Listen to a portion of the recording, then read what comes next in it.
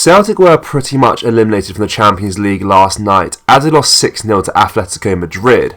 In this video we will of course go through the big talking points from the game whilst going through the fans' reaction and why they are fuming after the clash.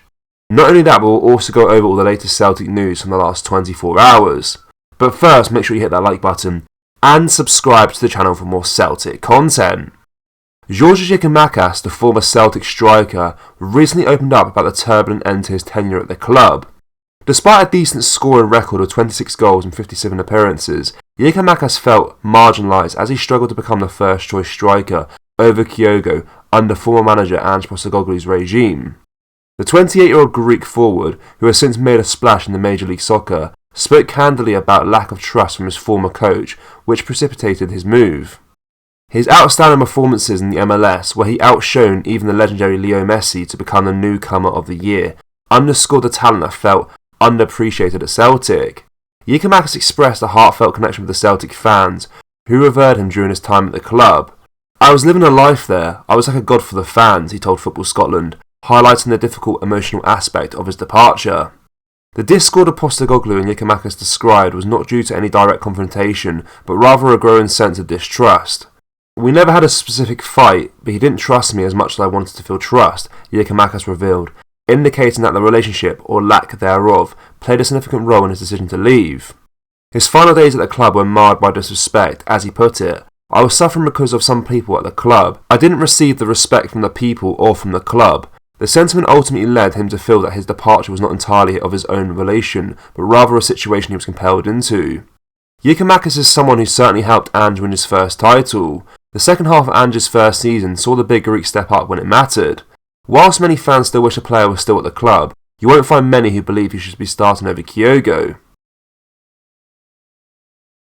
Celtic had to be near immaculate against Atletico, even to contemplate a draw in Madrid. However, losing a very early goal meant it would always be an uphill battle. However, an unjust and bitter blow handed by UEFA and the referee meant the task was made almost impossible.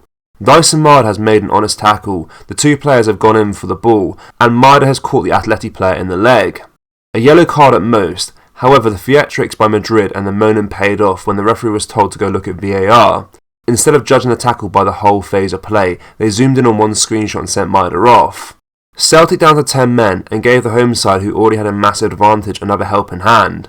Was the decision to give Dyson a yellow a clear and obvious error? Not a chance. Giakoumakis is hit out at Diego Simeone for having no class after he didn't shake the hands of Celtic manager Brendan Rodgers in the Champions League on Tuesday night. In the reverse fixture at Celtic Park, whilst the Atletico Madrid boss did shake Brendan Rodgers' hands, he did it in an awkward and half-hearted fashion whilst gesturing towards the pitch after full-time whistle. Well, after 10 men Celtic were thrashed 6-0 by Atletico Madrid last night, the former Argentine midfielder proceeded to run straight down the tunnel rather than acknowledging the boys' boss. And Giakoumakis was having none of it by stating, "I think he is rude and someone who has no class or no manners," as he told TalkSport Breakfast. When the other side of Glasgow is being critical like that towards a man like Diego Simeone for his actions, or lack of them in this case, in support of Celtic, then you know you have done something seriously wrong. It's great to see Brendan Rodgers not get involved in it all and just continue in his ways, with Giakoumakis letting rip after the night of the game. "I tell you who I am not having, by the way," said McCoist. "I'm not having that manager Simeone." Alan Brazil responded, "His antics on the touchline, he does it all the time." McCoist added, "I am not having it. I just think he is rude. He has no class and no manners. I really do. The other week not shaking hands with Brendan was embarrassing. I don't know what happened last night, but I just saw him run straight up to the tunnel again like he isn't going to shake hands with anybody again." Brazil stated, "Stuff them, they won't win anything anyway." When the dust has settled and Rodgers looked back on that performance and the result, it will hurt and take a while to digest. Yes, the boys were down to 10 men pretty early on in the game, with Dyson Maeda's challenge was overturned to a red card, but the team somehow should have stopped it from turning into an embarrassing scoreline that it did and tried to be more competitive. Let's be honest, Celtic's chances are now over of qualifying for the knockout stages, because it's now about pride and just fighting until the end. Andriy Lunin has yet another club interested in his signature, with Celtic said to be in the mix for his transfer. Real Betis have joined a list of European sides interested in Real Madrid goalkeeper Andriy Lunin. Betis' current number 1, Claudio Bravo, is expected to retire at the end of the current season, and Lunin's experience in La Liga means that he's a strong contender to replace Bravo next season. Lunin was also recently linked with a move to Chelsea in a potential swap deal involving Kepa Arrizabalaga, who is currently on loan at Madrid. Madrid signed Arrizabalaga on loan in the summer, after an ACL injury in training left number 1 Thibaut Courtois sidelined. Lunin has only started 2 games in La Liga this season despite Courtois' injury. This lack of game time has left the goalkeeper frustrated, and has further fueled speculation about his potential departure from Madrid in the near future, with Celtic rumoured to be considering a bid. The Daily Record first linked Celtic to a move for Lunin last month, with the Ukrainian international being part of the group of goalkeepers under consideration for the role of Celtic's number 1 next season, with Joe Hart's contract expiring next summer. Joe Hart did not respond to questions over an update on his potential contract extension at a press conference on Friday. Hart said, "Nothing that I'm aware of. I said it before, I'm staying out of that business. That's for people above my head to talk about. I'm just focused on trying to do my best for this team, enjoy every moment, enjoy every minute, and try to give myself to help as best as I can." At 36 years old, Hart has a great amount of experience as a footballer, but the former England international's performances have dipped this season. Hart's recent sending off against Livingston and his performance in the Champions League against Feyenoord have left room for criticism. This has led to some believe that he might depart Celtic at the end of the season, despite Hart having established the goalkeeper position after joining in 2021. His arrival came in response to Vasilis Barkas' lacklustre performances in the previous season, which contributed to Celtic finishing second in the Scottish Premiership. Lunin's struggle for minutes during his 5 years at Madrid raises doubts about a potential signing. The last time he made more than 7 league appearances was in 2020 while on loan at Real Oviedo in the second division in Spain. Given that he hasn't played as a first-team starter for 3 years, there are concerns about whether he is capable of a replacement for Hart. Celtic under-19s have been knocked out of the UEFA Youth League after a 4-0 defeat away to Athletic Madrid yesterday afternoon. Spanish and Algerian youth international Ryan Bield scored a hat-trick on the day to punish a side managed by Darren O'Day and Stephen McManaman.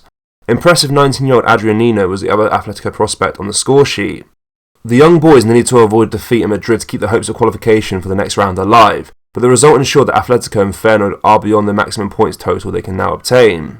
Italian side Lazio have also been eliminated from the competition. They have also failed to pick up a win in the tournament this season and will now fight it out with Celtic to finish third in the 4-team group.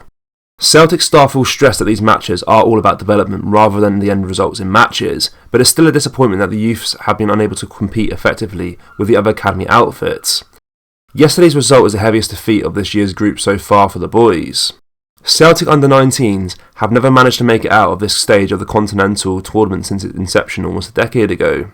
Their best run came in 2015-16 when they overcame HJK and Puskás Akademia in the domestic champions path before being knocked out by Valencia. It's been a tough campaign for these youngsters all around, with the team also currently sitting in the 10th position in the Scottish Lowland League, well below their usual form in that division over the last couple of seasons.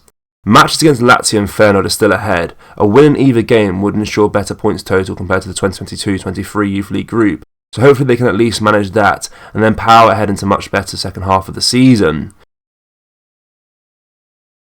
Celtic fans, what did you make of the game yesterday evening and our overall Champions League campaign? Let me know down in the comment section below.